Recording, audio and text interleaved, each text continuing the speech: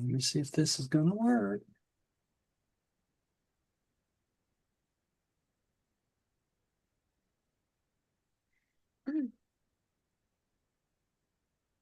Stream started.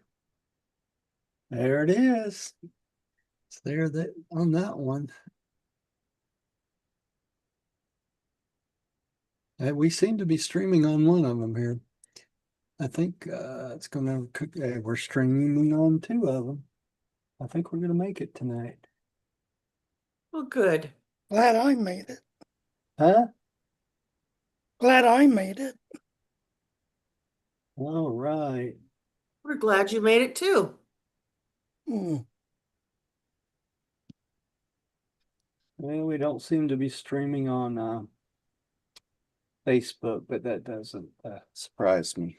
I did Okay. mention to Jane, that we missed her, and she said that, her time is so filled up and she feels bad just coming in a once in a while. And I said, please, whenever you can do. Yeah, come see us Yeah. sometime. That's fine. At least once a year.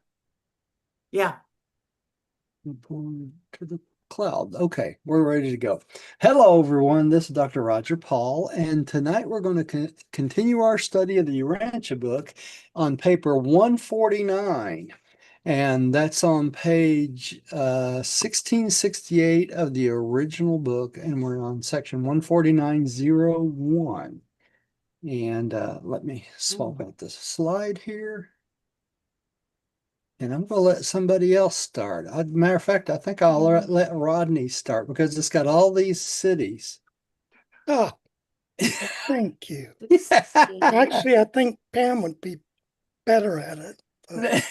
Okay, paper 149, second preaching tour. The second public preaching tour of Galilee began on Sunday, October 3rd, AD 28, and continued for almost 3 months, ending on December 30th. Participating in this effort were Jesus and his 12 apostles, assisted by the newly recruited corps of 117 evangelists, and by numerous other interested persons. On this tour, they visited Gadara, Talamus. Ptolemais, Talamus. Yeah, the P is silent. Ptolemais. Yeah. Jophia, Debratita, Megiddo, Jezreel, Scythopolis, Teresia, Hippus, Kamala, Bethsaida, Julius, and many other cities and villages. Da-day, right? You did good. You really did. Okay, so the second preaching tour, this will be a 3-month tour. They're starting, and it ended on December 30th of this year, AD 28. All right, let's go on to the next one. And this is a picture of the Sea of Galilee. All right. Very pretty. What it looks like today. And a couple maps in here, y'all can look. They went quite all over the place this time for 3 months. All right. Let me hit OK on this so I can see to read this. All right, here we go. I'll take the next one. On this tour, only James and John traveled with Jesus. Peter and the other apostles each took with them about 12 of the evangelists and maintained close contact with them while they carried on their work of preaching and teaching. As fast as believers were ready to enter the kingdom, the apostles would administer baptism. Jesus and his 2 companions traveled extensively during these 3 months, often visiting 2 cities in one day to observe the work of the evangelists and to encourage them in their efforts to establish the kingdom. This entire second preaching tour was principally an effort to afford practical experience for this corps of 117 newly trained evangelists. Now, I want y'all to notice something here. They started out with 117 people, okay? And we're going to find out later in this paper, they only ordained 75 of them. So of the 117, only 75 passed the test of starting out. Okay. So the others dropped out. And I wanted to make that point. So, they had to make a commitment, and some of them, this was not for them after they got started with it, and they realized that. So 117 started, but only 75 made it all the way through. I All thought right. it was 70. Yeah, maybe it is 70. Rodney, you might be right. I was thinking it was 75, but maybe it is 70. Okay. Pam, would you take the next one? Throughout this period and subsequently up to the time of the final departure of Jesus and the 12 for Jerusalem, David Zebedee maintained a permanent headquarters for the work of the kingdom in his father's house of Bethsaida. This was the clearinghouse for Jesus' work on earth, and the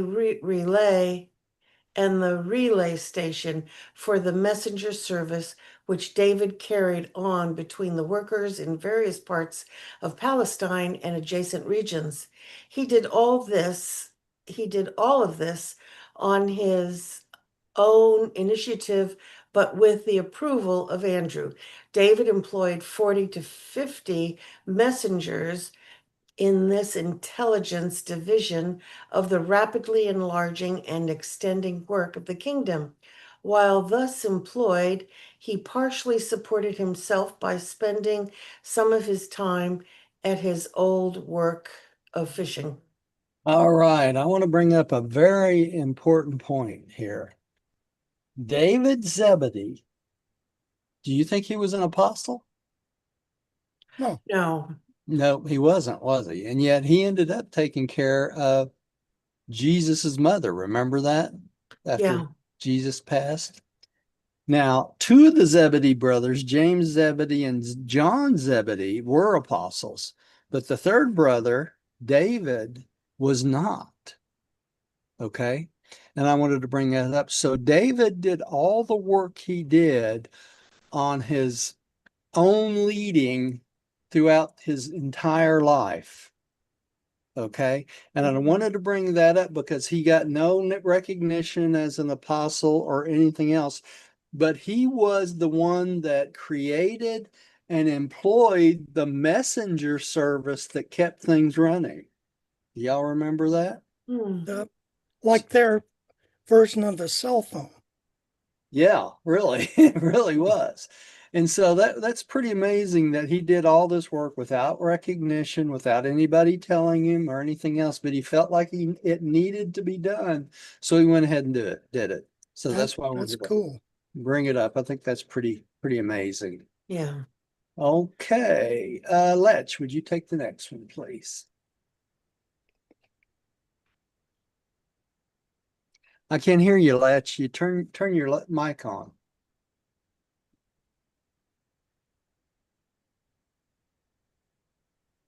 Can't hear you. Maybe turn the volume up.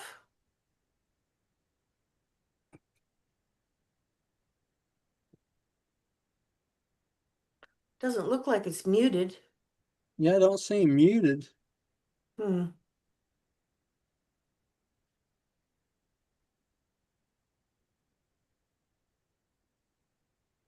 still out there, Letch?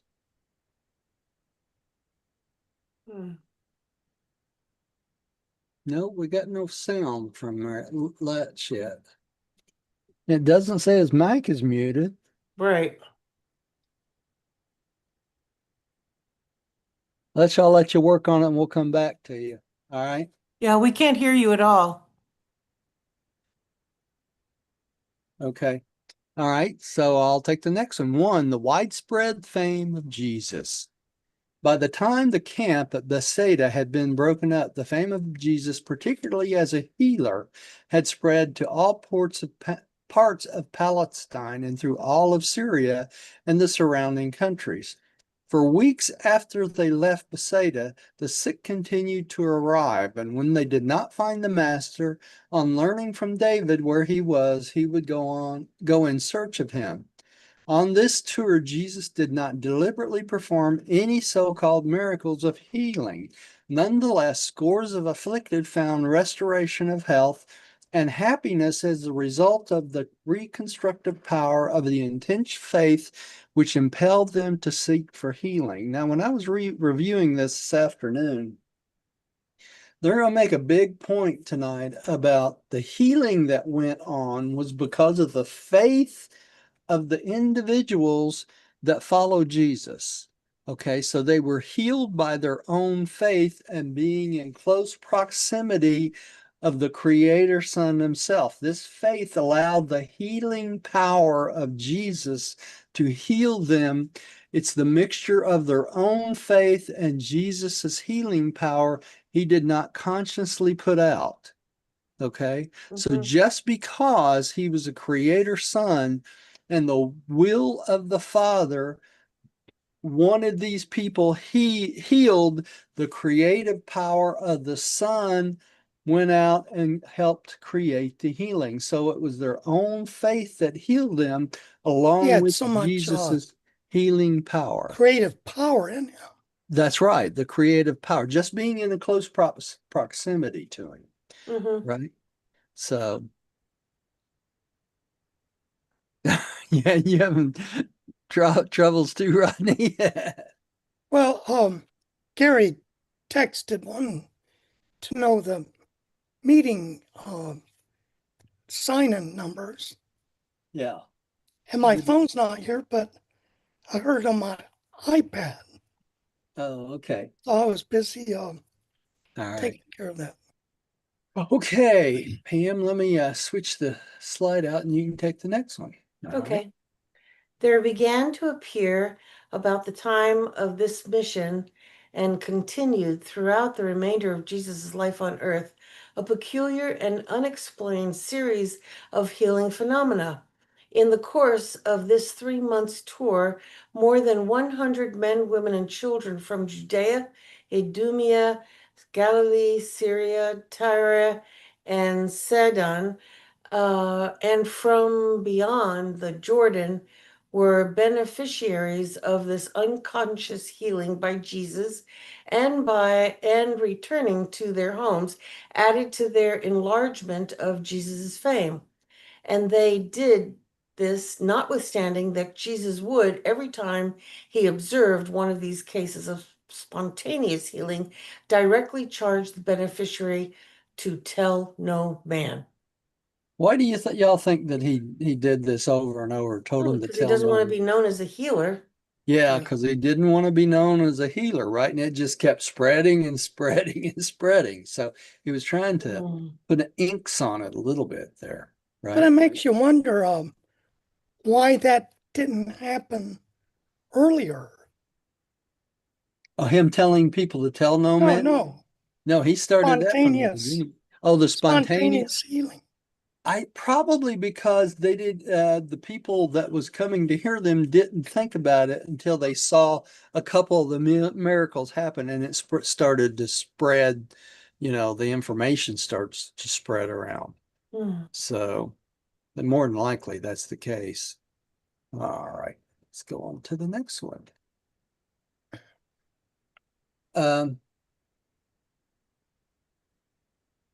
Rodney, you want to take this one? Yes. It was never revealed to us just what occurred in these cases of spontaneous or unconscious healing. The Master never explained to his apostles how these healings were effected, other than on several occasions he merely said, I perceive the power has gone forth from me. On one occasion, he remarked, when touched by an ailing child, I perceive that life has gone forth from me. And this was just a touch of a child that believed, right? Mm-hmm. Childlike faith. So just his presence around people, and then believing caused them to be healed in many cases. From their faith. Yeah, from their faith. Letch, did you get your microphone working, you think? No, still can't hear him. Yeah. All right. Okay, well, I'll go back again. In the absence of the direct word from the master regarding the nature of these cases of spontaneous healing, it would be presumed on our part to undertake to explain how they were accomplished. But it will be permissible to record our opinion of all such healing phenomena.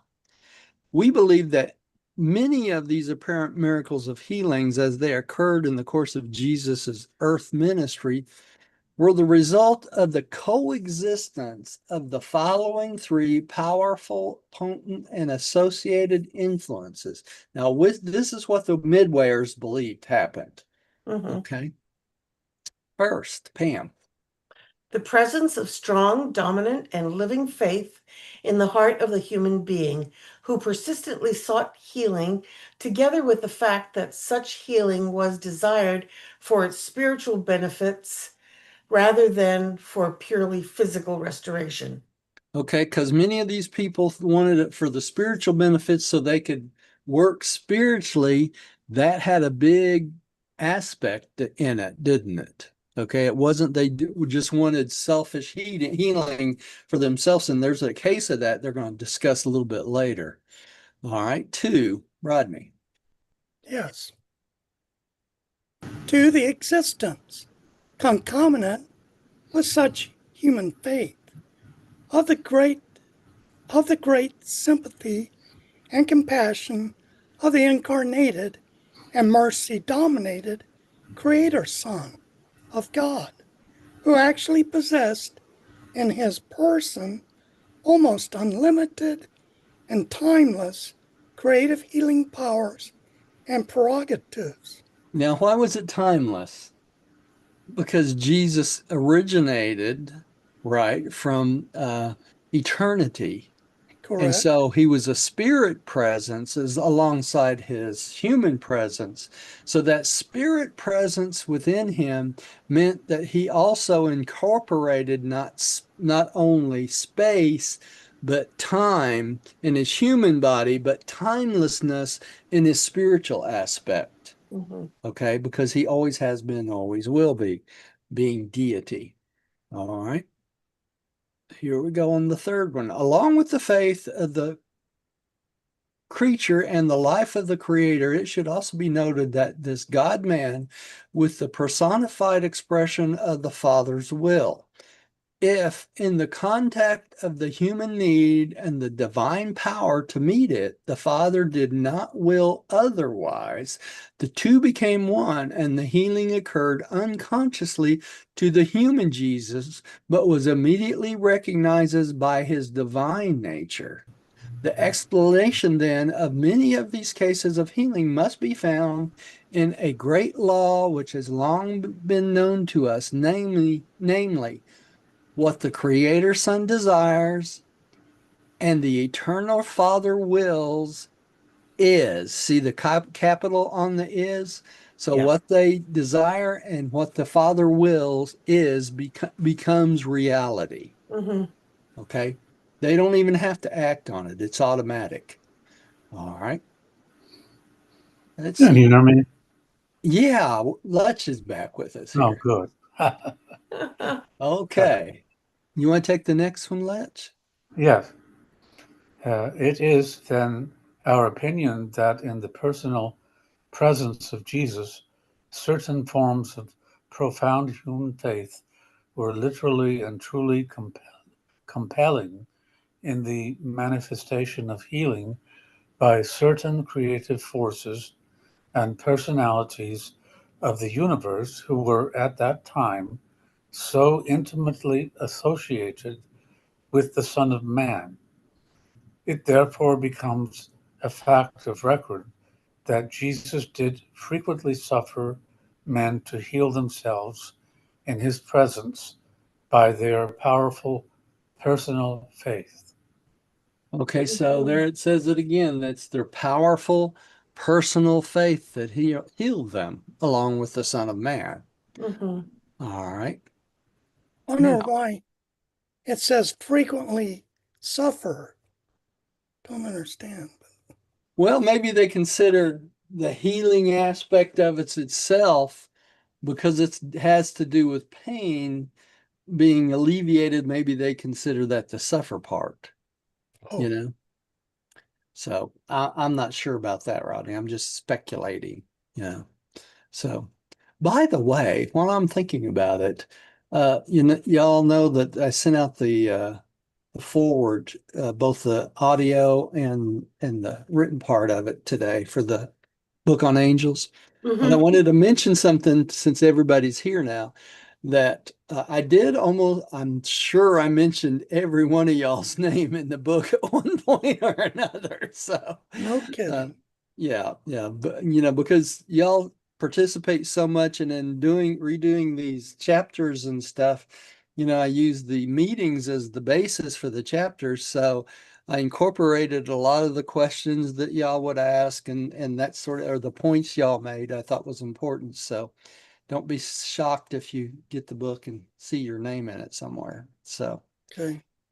Because we're and not angels. Letch, it it constantly tried to correct your name on me Yeah. as I was writing in Word. I What had would to it correct it to?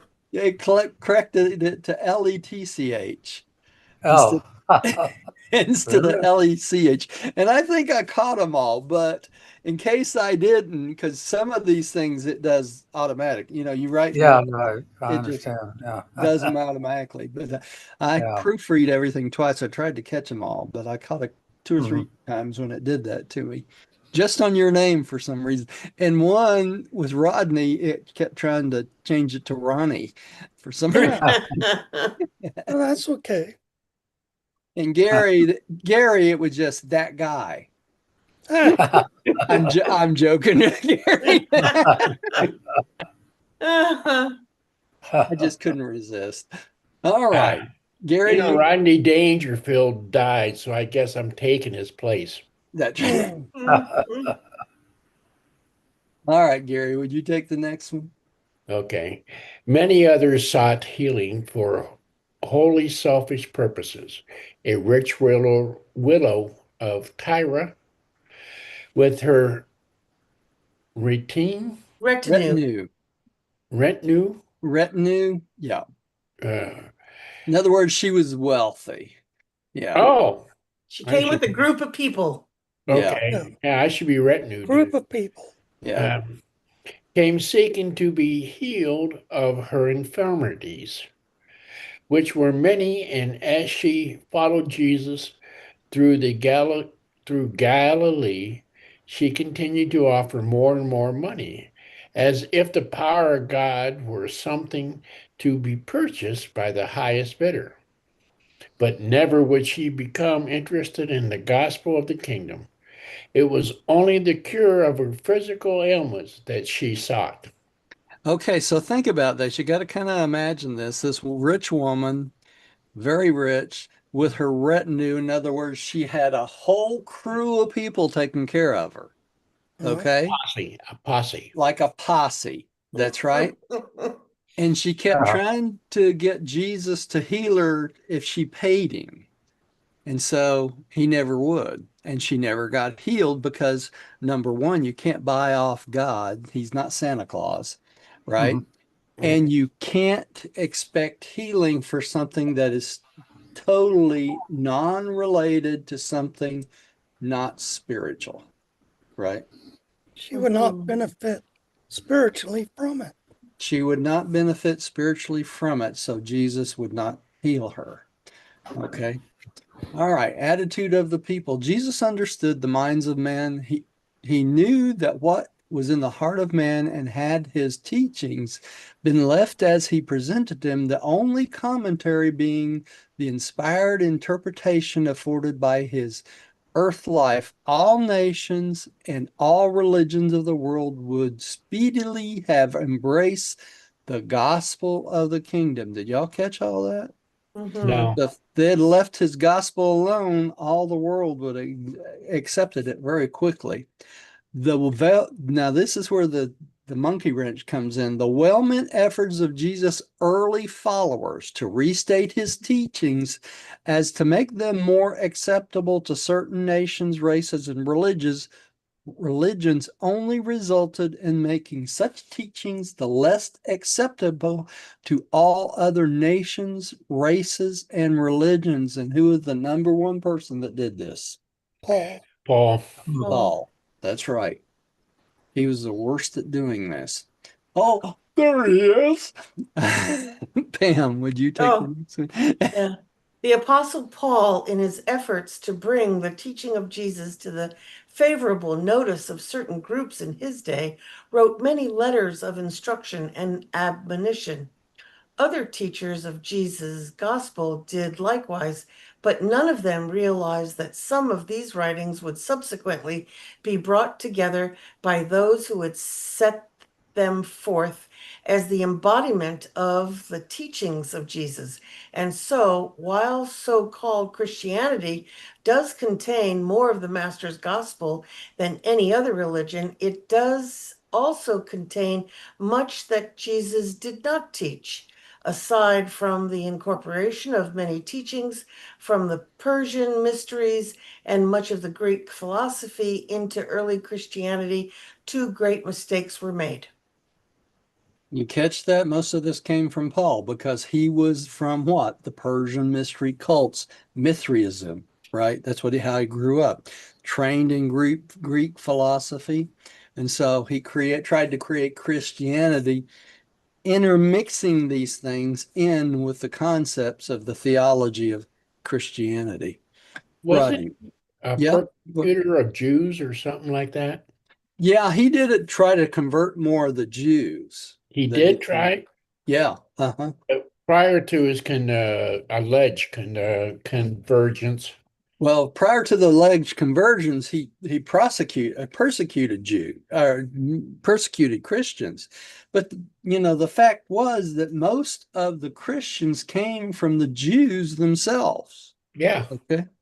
And the early church. Anyway, later on it was more of the general population, but during the early church. But Paul's whole point was trying to convert all the Jews to Christianity, right? And in doing that, he cut off all the other, races and cults. All right, Rodney, would you take the next one? Yes. 1. The effort to connect the gospel teaching directly onto the Jewish theology, as illustrated by the Christian doctrines of the Atonement. The teaching that Jesus was the sacrificed Son who would satisfy the Father's stern justice and appease the divine wrath. These teachings originated in a praiseworthy effort to make the gospel of the kingdom more acceptable to disbelieving Jews. Though these efforts failed as far as winning the Jews were concerned, they did not fail to confuse and alienate many honest souls in all subsequent generations.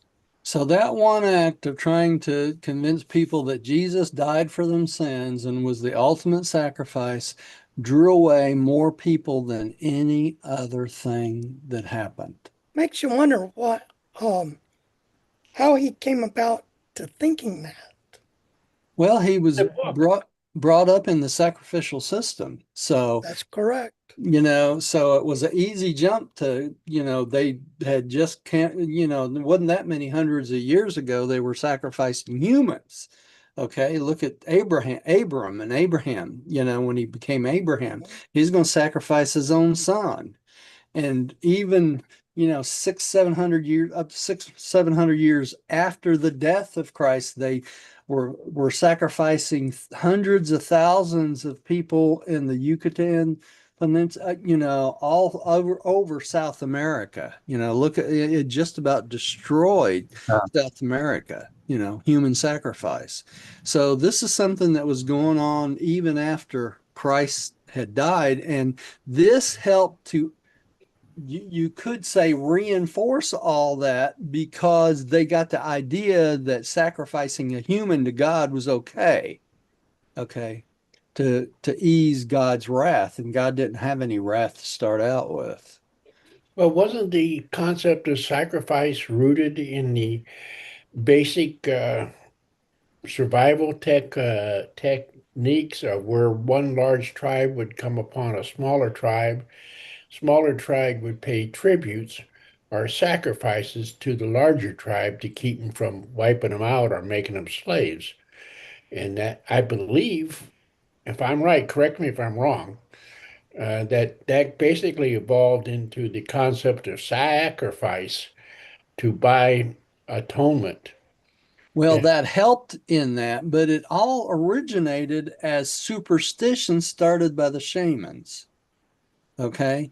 The early shamans of early times did this to maintain power within their own tribes. Okay. By making people think if they sacrifice to the gods, not just God, but gods, then they'd have a better harvest, they'd have more water, they'd stay away from drought, they'd have more children and all this other stuff.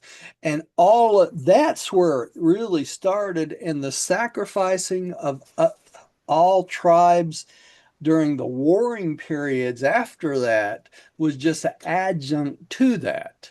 Okay. So when one tribe would conquer another tribe, then they would wipe out every man uh, in the tribe and keep the women as concubines, right? And the children as slaves. So it basically came down to uh, sacrificing human beings it started with the shamans to keep the shamans in power. All right. Now, Sounds like a politician. that's what I was fixing to say. What's the sacrifice now? Your money. All Hmm. right. Because it doesn't take all the taxes you paid. You coming in there? Yeah, but Huh? maybe I'll straight here and stuff. No, I got about 30 minutes yet. Oh, Yeah. it's longer than you book. No, it's the normal meeting. You just forgot.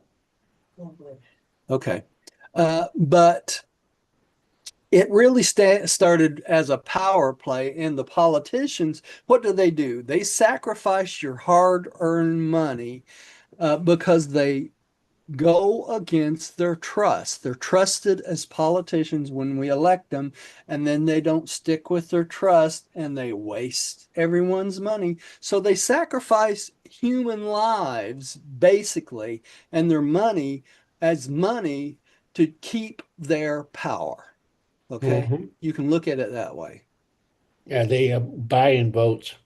They buy the votes.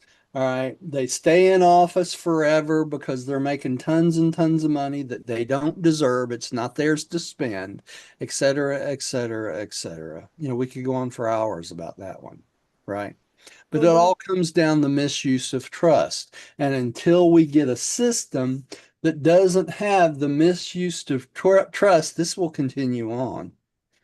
All I can say is go read paper 72, Government on a Neighboring Planet. That spells it out perfectly, right? All right, let's go to number 2. Who just read that? Pam? I did. You did. Okay. Letch, would you take the next one? Okay.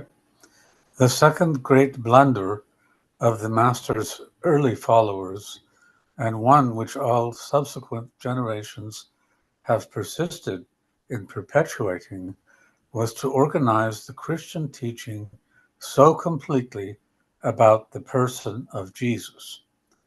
This overemphasis of the personality of Jesus in the theology of Christianity has worked to obscure his teachings, and all of this has made it increasingly difficult for Jews, Mohammedans, Hindus, and other Eastern religionists to accept the teachings of Jesus.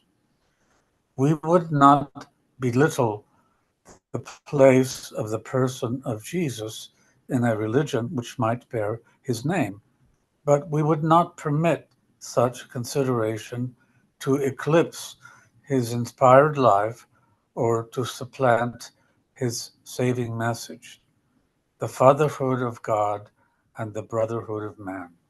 Now, how many times have we gone through this? The message of Jesus was the fatherhood of God and the brotherhood of man. It wasn't the sacrifice of sin. Okay. He said over and over and over again that God the Father forgives sin. Your sins are already forgiven. All you have to do is ask, and God forgives them automatically.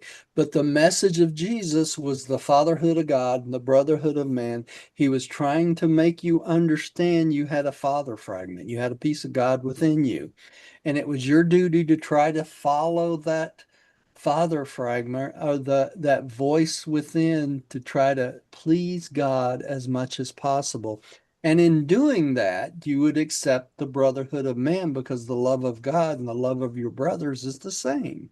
Because every single person has that same fragment of God the Father. So it's our responsibility to love every single person because of that Father fragment as we love ourselves because they are part of the family of God itself.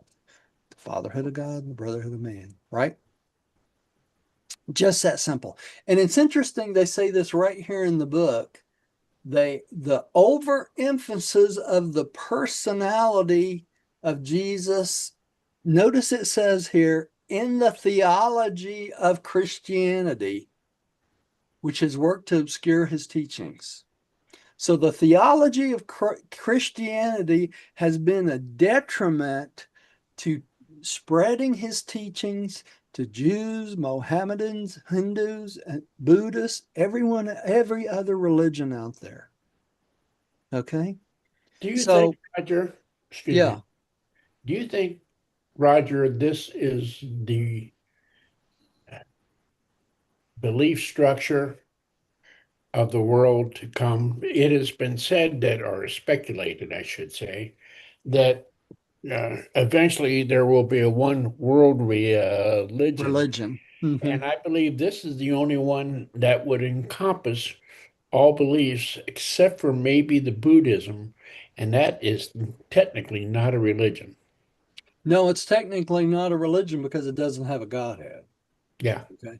I mean, it's absent of a Godhead. It's this idea that you're going to meld into this universal over control of everything, and that's not the way it happens. So, but it's interesting that you say this will eventually meld into one world religion because it will, but it won't be called Christianity, and it won't be called Hinduism, and it won't be called Jews, and it won't be called Islam, and it won't be called Mohammedans, because it will be the mixture of all the theology of all these religions with Jesus or Michael being the creator son of the universe at its head. Okay. That's just all there is to it. You can't have a world religion without the leader of the entire local universe as its head. And even more, because Jesus is the planetary prince of this planet, right? So he's got to be the head. He's got to be the head. There's no other way to do it. Now, Yeah. he's got a vicegerent planetary prince, which is Machiavellian Melchizedek, but he's the representative of who? Jesus. Jesus God. or Michael, right? You know? So that's what they're talking about. So Christianity has done a disservice by creating this theology about the personality of Jesus instead of the teachings of Jesus itself. I'm going to make an exception, and I agree with what you say, but I want to utter this. Christianity also, on the flip side, has brought many people to believe in God and the one God. They have. It has, but it's And also that's destroyed more people in wars than any other religion. Okay. I didn't know that fact. Yes, it has. It's Yeah, there's destroyed a more people in wars than any other religion, and that includes Islam. And which is pretty amazing because there's more Islam believers out there right now than there are Christians. Did y'all know that? No. They sure are. There Yeah. sure are. they're And in eventually, someone in Islam will make this connection of who Jesus actually is and start teaching it in the Islam way, and it will they take will the kill him. world. All That's right. blasphemy, and that's a death sentence in Islam. Yeah, and in Islam it is. Yeah, it's a death sentence. Mm-hmm. But that's what will eventually happen if we end up having one world religion. Okay? No way around it. And it's not the way everybody thinks it's going to be or the way we want it to be. It's going to be the way it works out on its own. Mm-hmm. Okay. Some things we can't control. Okay. I think Lech is up again, isn't he? Did you read less, or is it my turn? I just did. Yeah. Oh, did you? Okay. Gary, would you take Yeah. this? I see this is a No, short. wait a minute. This is too short for Gary. I thought she was Yeah. going to say. All righty. The teachers of religion of Jesus, the teachers of the religion of Jesus should approach other religions with the recognition of the truths which are held in common, many of which come directly or indirectly from Jesus' messages, while they refrain from placing so much emphasis on the differences. You know, and that's what it says in the book over and over again. We got to come together on what we agree with and not so much what we're opposed to with each other, right? All right. While at that particular time, the frame of Jesus rested chiefly upon the reputation as a healer, it does not follow that it continued so to rest. As time passed, more and more he was sought for spiritual help. But it was the physical cures that made the most direct and immediate appeal to the common people. Jesus was increasingly sought by the victims of moral enslavement and mental harassments, and he invariably taught them the way of deliverance. Fathers sought his advice regarding the management of their sons. Mothers came for help in the guidance of their daughters. Those who sat in darkness came to him, and he revealed to them the light of life. His ear was ever open to the sorrows of mankind, and he always helped those who sought his ministry. So he was there to help everyone. All right. Pam, would you take the next one? Yeah. When the Creator himself was on earth, incarnated in the likeness of mortal flesh, it was inevitable that some extraordinary thing should happen. But you should never approach Jesus through these so-called miraculous occurrences. Learn to approach the miracle through Jesus, but do not make the mistake of approaching Jesus through the miracle.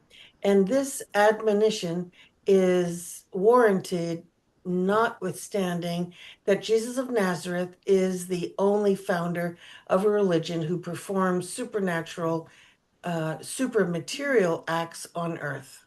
So Jesus was the only Son of God that ever came to the earth and actually actually performed supermaterial miracles. So Okay, what they're saying is we should look at the miracles he performed through the eyes of Jesus. right. We Not, should. not Now, as, oh, you could do that, huh? we can't confuse the miracles of Jesus with these faith healers who are running around telling people they're being healed and stuff. Okay? You follow me? It's not the Yes. same thing. You had told me that $4,852 ago. Just joking. The other thing is this.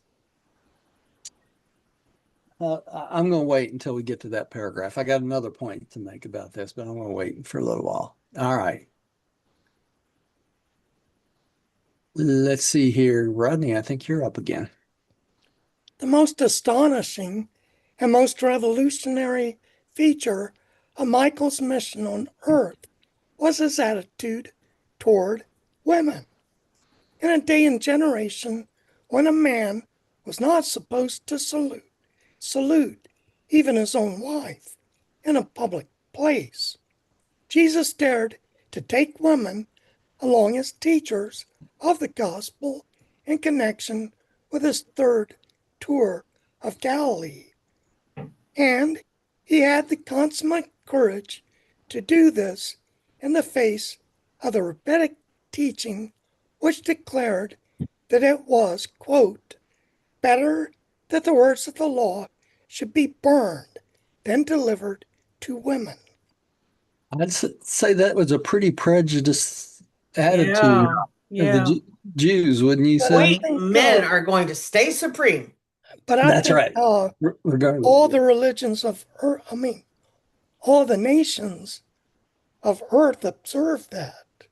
Yeah, the early religions, because they all had the same beginning sources, right? All the nations. Yeah. I think back then women were just cattle. They were like cattle to everyone. And a lot of that came from our basic teachings about God came from Melchizedek, right? And the evangelists that went out from Melchizedek, the problem was those evangelists was raised as better ones, right? And their attitude were all the same about women, regardless of how Melchizedek or anybody else tried to teach them otherwise. Now, Adam and Eve would have survived. That would have changed faster under time, because Right. they would have had Eve as a perfect example of a strong-headed woman who was actually a leader too, right? But since they defaulted, we didn't get that benefit of that. So it's a Can you explain something sure. when you're done with your thought? I don't mean to interrupt you. Yeah, I'm done. Okay. In this page, it says, when a man was not supposed to salute even his own wife in a public place. Do they mean talk to? They don't mean Talk like to military salute them, Yeah, just no, they're talking about giving any association to your wife other than her being a piece Yeah. of cattle. I think recognition. Recognition of any kind. Yeah, Mhm. any kind. And that was the way all the Jewish religions were back then.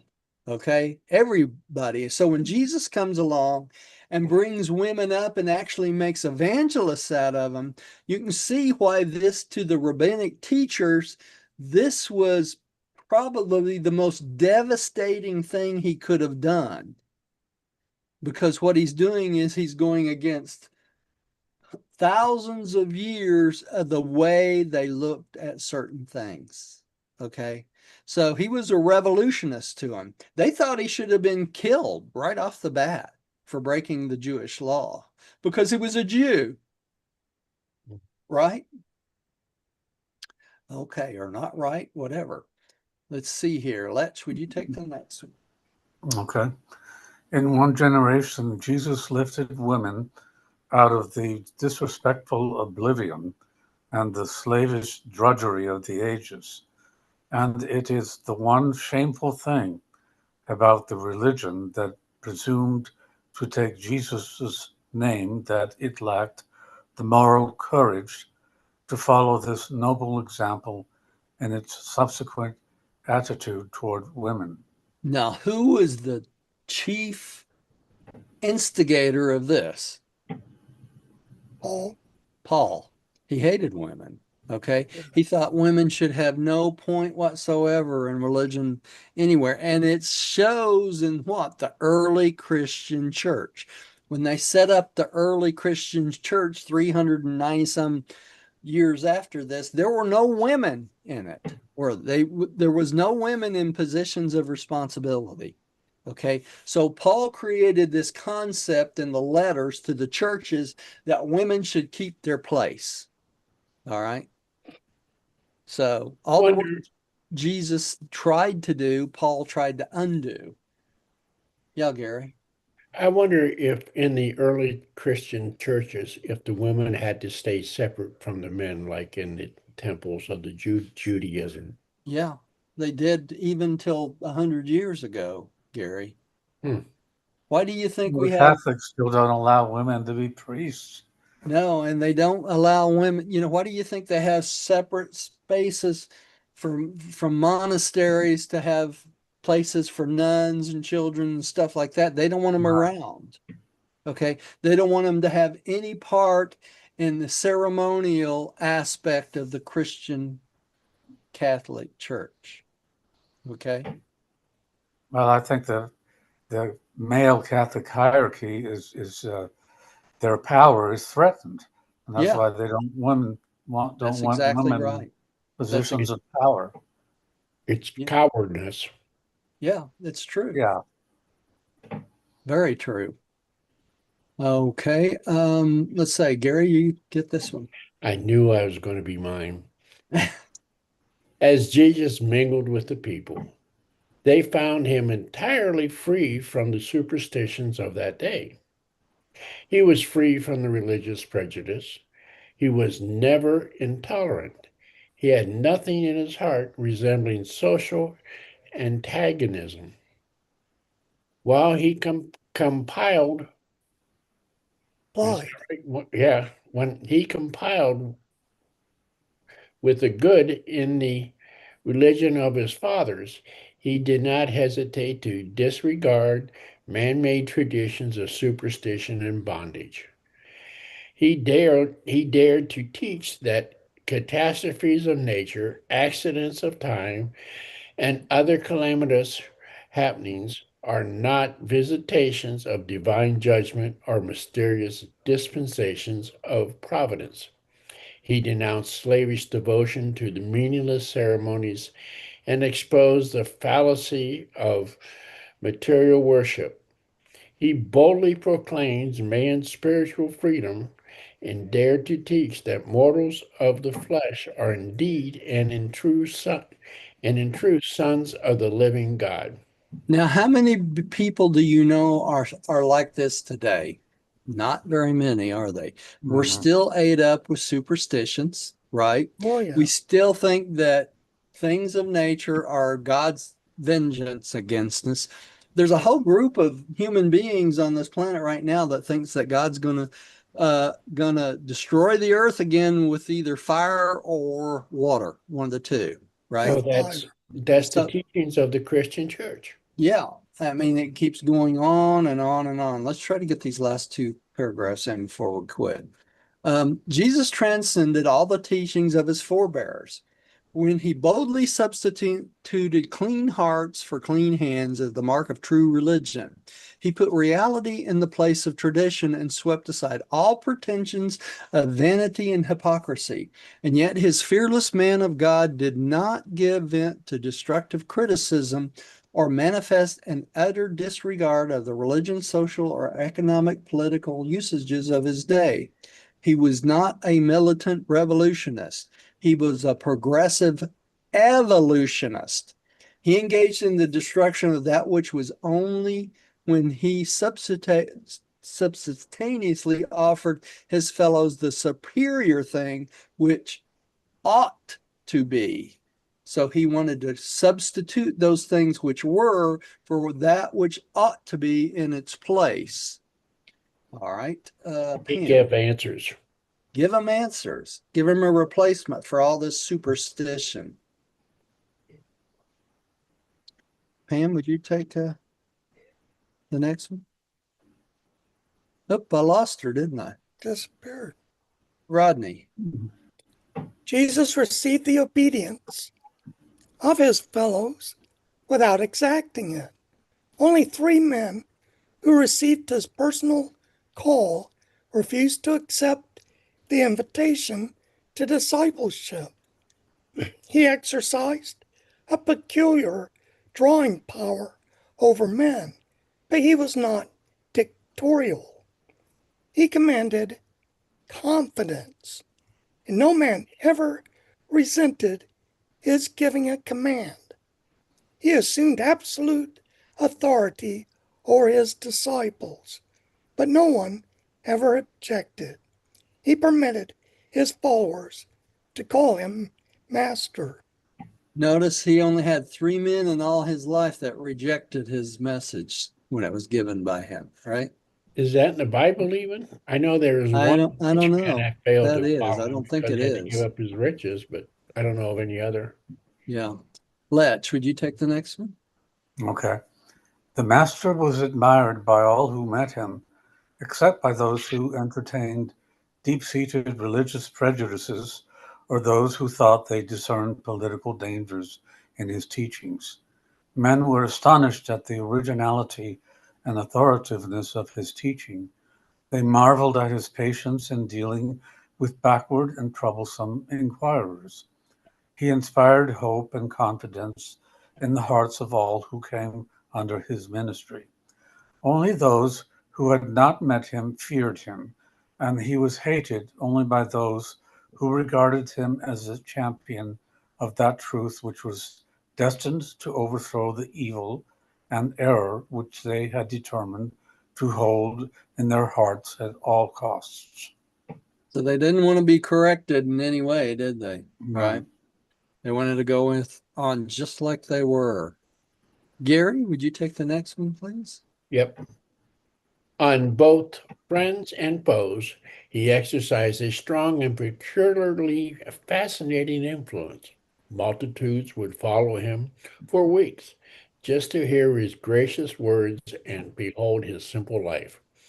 Devoted men and women loved Jesus with a well nigh superhuman affection, and the better they knew him, the more they loved him. And all this is still true even today and in all future ages. The more man comes to know this God man, the more he will love and follow after him. True even today, is it not? Mm. All right, let's go to our prayer of acceptance here. Ask Pam whose turn it is. Well, Pam, I since you didn't get think to I read, think you want to that read this one? well, sure. I You're think it muted, went Pam. okay. I believe that God is my paradise father, and that only by faith am I You're saved. muted, Pam. We Oh, can't hear Oh, you. oh, I I can can hear her. no, I'm not muted. I hear her. I can hear her Still can't too. hear her. I can hear Well, you. so should I read? No, she's having audio problems. I can hear her. You can hear her? Can Yes, I y'all can hear? hear her. Okay, well, everybody I else just can lost hear the her sound except for everybody you. then. Well, Pam, will you read this and somebody wave at me when you're done? Sure. I believe that God is my paradise father, and that only by faith am I saved. No sacrifice is necessary. By the same faith, I became a child of God and know that all men and women are my brothers and sisters. We know the Son of God, the sovereign of our universe of Nebadon, as Christ Michael, Jesus of Nazareth. By allowing the will of God to become my will, I will someday stand in the presence of the Paradise Father. In the name of Christ Michael, Jesus of Nazareth, Amen. Amen. All right. Thank y'all for coming tonight. Please come see us again. We'll see everybody again on Tuesday. All Very Tuesday. right. good. All right. Good night, Thank everybody. We you. love Love you you Good guys. Thank guys. night. you. Good Good night, night. Thank you everybody. much. Good night. Good night.